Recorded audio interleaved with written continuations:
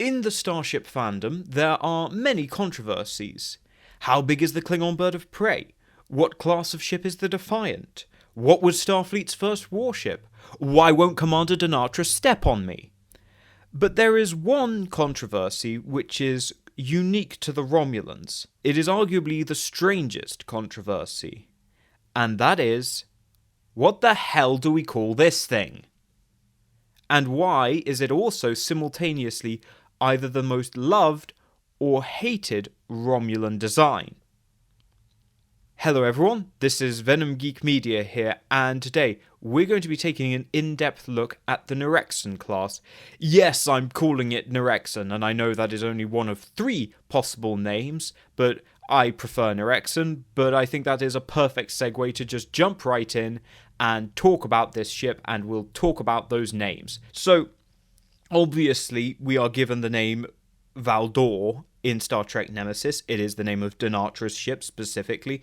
Unfortunately, Star Trek Online has kind of ruined that by making it a subclass, a kind of future refit, which is also hideous at the same time. So unfortunately, the name Valdore has kind of been ruined now because you don't know if people are talking about the actual Valdore or the horrible STO variant. So already we've got a bit of a problem there in terms of people knowing what you're actually talking about. The other title is Neorexan, and that apparently only came from the customizable card game. I actually have no clue how I came by that name. All I know is that is what I have called it, that is what I've always known it to be, and presumably I came across one source at some point in history which described it as Neorexan. I couldn't say which it was, but obviously the customizable card game is the main source that gave it the title Neorexan. Then alternatively, the name Mogai was used by STO primarily, but it's also used in various novels, so it does certainly have a bit of backing. Now, in terms of which of these names is correct, well, the answer to that is going to be none. Probably. We honestly simply don't know, and it's going to come down to a matter of preference. Arguably, this is actually a more modern iteration of an old controversy from the movie era when we didn't know what the Miranda class was called. Now we all call it the Miranda class, but when it first came out, people were calling it the Reliant class, or indeed the Avenger class, and it was only later that Miranda class became its name, and that was what we all stuck to. So it very much seems that we're sort of in that kind of situation with regards this Romulan ship. I don't believe that the Valdore is the lead ship, and again, personal preference, I don't like the STO variant, and I think using the term Valdore will probably confuse people. Mogai is not a very Romulan name at all. That is not a name that you tremble with fear upon hearing, do you? No one trembles with fear upon hearing a Mogai class. But a Neorexan, now that sounds mighty and magnificent and regal and intimidating, rather than Mogai, which sounds like, I don't know, something you'd call your cat. So, as far as I'm concerned, I'm going to be calling this a Neorexan, and that is really the end of the matter. If you prefer Mogai, Valdore, that's perfectly valid. I'm not saying that any one of these names is any more valid than the other, but I find Neorexan to be the most effective way. So yeah, that's the story of the Neorexan's name and why is it so controversial, and we can't make up our mind as to what to call it. And apparently the makers of Trek have yet to actually clarify this point, as they have with other classes of ship. Now, I know what you're all going to be asking. In these pictures, why is it brown? Shh! We'll get there. The next topic to discuss with regards to the Neorexan is, why is it so divisive? So it's not just the name that we can't agree on. There is almost, I feel, like a 50-50 split of people that either see it as very elegant and beautiful design, or the other half of people who find it a bit boring. Now, personally, I actually used to fall into the latter camp. I actually prefer the Diduridex. I still prefer the Diduridex. I absolutely adore the Diduridex. There is simply nothing better than a Diduridex, maybe a Kirchen, but, you know, you're running it a bit close. But that is all to say that the Neorexan has never been a personal favourite, and I very much understand the people who dislike the ship. because it looks very boppish. To put it one way, it looks very boppish. It looks like a bird of prey, which is a bit generic. It also then ends up serving inadvertently as what we call Captain Foley fodder. That is, fueling the harebrained theory of Captain Foley and others like him who continue to insist that the Klingon bird of prey is actually a Romulan design because they all need help. And another issue that I do have with the Neorexan, although it's not the worst offender in this case, is that it's a John Eaves design. John Eaves is a very good designer, but what you find when you're going through kind of this period of Trek, because each period of Trek has its own designer, right? You have Probert in early TNG, and he produces some very elegant, very, very luxurious and curvy and bodacious vessels. And then as we move through TNG into Deep Space Nine, we get Sternbach. Sternbach introduces a more functional, rugged, militaristic look to a lot of ships. They have, clear sort of superstructures and greebling and texturing and look a bit more gnarly. And then we go from that into John Eaves, who ends up kind of doing the same thing over and over again. It's not his fault. I will do a separate video on John Eaves and his designs because I do like them, but they do deserve a bit of criticism. In any case, my view on the Neorexan has actually softened greatly over the years. Like I say, I used to really not like this ship for the aforementioned reasons. However, over the years, my views have most certainly softened, and I really do appreciate it. The reason that my views have softened is actually largely thanks to the fact that in just the last few years, we've gotten much more high quality models of it with much better quality renders, so you can actually see the bloody thing. This is something that we don't really appreciate, is just how much the graphics and fidelity has improved on Starship renders, to where if you look at a eavesdropping image from, I don't know, is it 10 plus years ago? You can almost barely make out anything compared to a Eaglemoss render, which gives us an awful lot more detail, and Eaglemoss renders aren't even the biggest. You can get even closer with STO rendering as well. Now, I do just want to make a little bit of a point, which is while we have the new STO model, and I think that is basically immaculate and perfect, the new Eaglemoss model, or relatively newish Eaglemoss 3D model, you need to be cautious with. Not just because Eaglemoss mislabel things. We all know that on their blueprints, Eaglemoss mislabel things. They call things disruptor cannons which aren't disruptor cannons. They give ships secondary warp nacelles which don't have them. They put the engineering section in the wrong place. But it's all just silly, right? That's just, we know better, and Eaglemoss are stupid. Fine, whatever. You can tell the difference. That's not a problem. The problem comes when Eaglemoss paints an impulse engine onto somewhere where there previously wasn't one, and in so doing actually inadvertently breaks a design and ends up confusing the design language as well, which is what has happened on the Eaglemoss model of the Neorexan. The original model does not have a red impulse engine on the aft fuselage, but the Eaglemoss one does, and I can only assume that's because Eaglemoss are idiots, and they've gone and just decided that they should paint one in because it seems vaguely appropriate. Because we know better, it's fine, but this is sort of a bit of a cautionary tale, is because it's not just the mislabeling that you have to be cautious with Eaglemoss renders, it's also mispainting.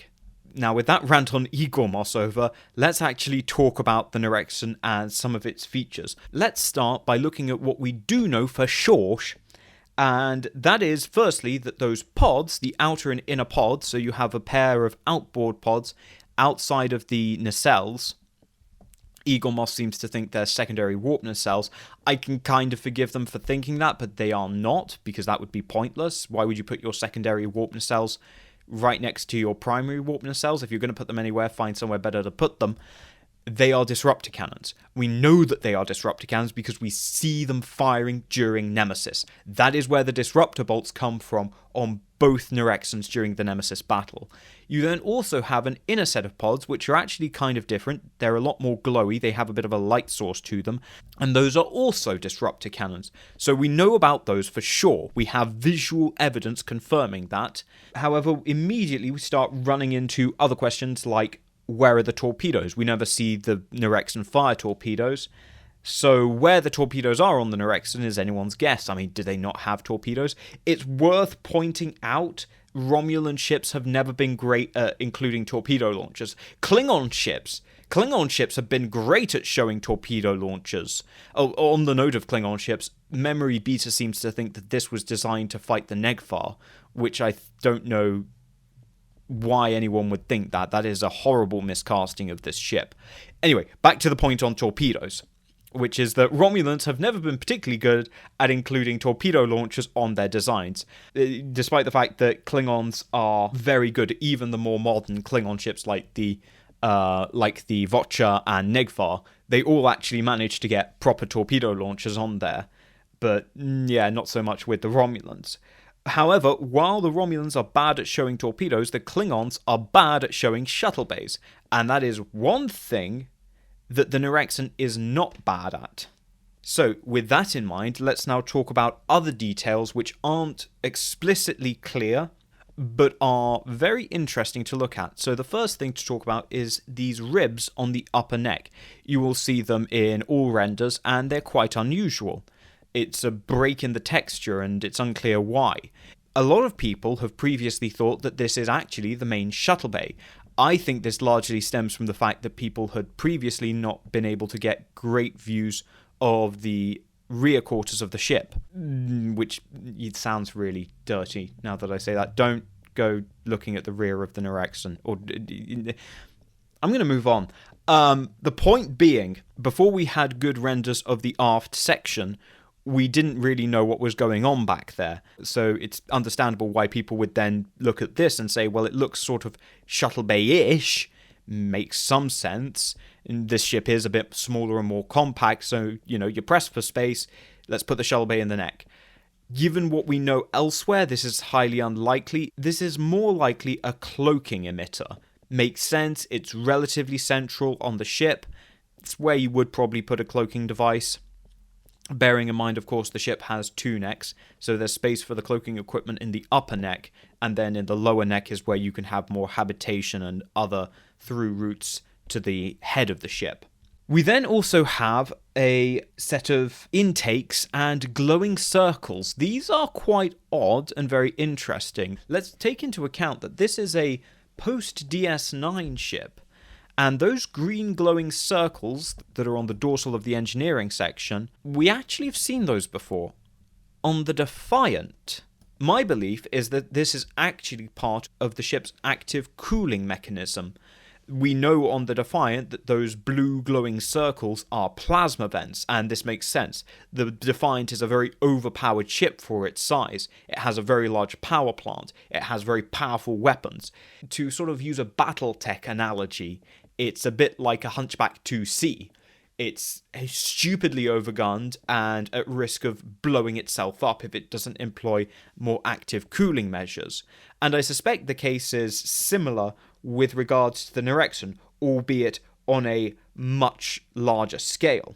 So these are used to counter overheating. Because remember, in space is not going to conduct your heat away for you. There's nothing to conduct your heat away. So you would need a means of intaking particles and then using those as your heat sinks and then getting them out of the ship.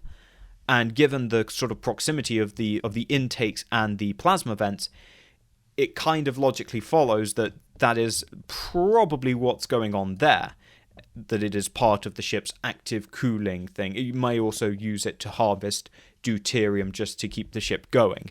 But of course, these Romulan ships operate on quantum singularity. They don't have quite the same amount of fuel demands as those ships with conventional antimatter drive. So this is actually already an interesting detail because it suggests that it's kind of almost being an attack ship, but scaled up to battlecruiser size. And so it's probably highly likely that the Neorexan is actually using a Diduridex scale power plant, and thus has all this visible active cooling systems in order to allow it to accommodate such an overpowered engine for its size. Moving back from that, we have the aft tail, where we clearly see some shuttle bays. There is probably actually a stack or series of shuttle bays going down the whole aft section of the ship. So that in and of itself is interesting. Now, I know what you're going to say. Well, if you don't have the impulse engine there, then where is it going to be? My answer is, look at the wings. The impulse engines are in the wings, and that means that they are actually tied into the warp plasma manifold, so they can get fresh, hot warp plasma, which means that they're going to be very, very powerful. Interestingly, this is not the first ship to do this, at least chronologically speaking. It's more the case that actually John Eves did this on the Neorexan and then would do this again on another ship. Won't talk about that here. We then also see another interesting feature, that being we have two pods between the inner wings. So where you have two sets of wings, the upper and lower wings, and you have, as I mentioned, those glowing little pods on the lower wings, which are definitely disrupt cannons, we know for sure. We have these other kind of pod things, which it's not exactly clear what they are. They're actually very odd, and they very much break up the silhouette, but they equally don't necessarily have a huge amount of internal volume. So quite what they are, I'm not sure. However, the answer to this question is probably tied to what we see on the ventral section, which is a very clear break where you have an additional module. So if you look at the rear elevations of the ship, there is a protrusion from the bottom of the engineering section, which doesn't look like it's flush with the rest. It looks like it's been bolted on. That might be a CG goof, but equally it could suggest that actually this ship has capacity for variable modules, and those things on either side of the main fuselage and this pod hanging off of the bottom are indeed modular pods. They can be used to carry all sorts of things. This would actually mesh quite nicely with something Andrew Probert really liked about the Diduridex and sort of incorporated into the Diduridex design, which is that he always wanted to make sure that he left capacity for it to carry bad guy stuff. You know, whatever plot device the writers dreamed up for that particular episode or story, but he was very keen on making sure that the Diduridex had room for bad guy stuff, had room for that customizability.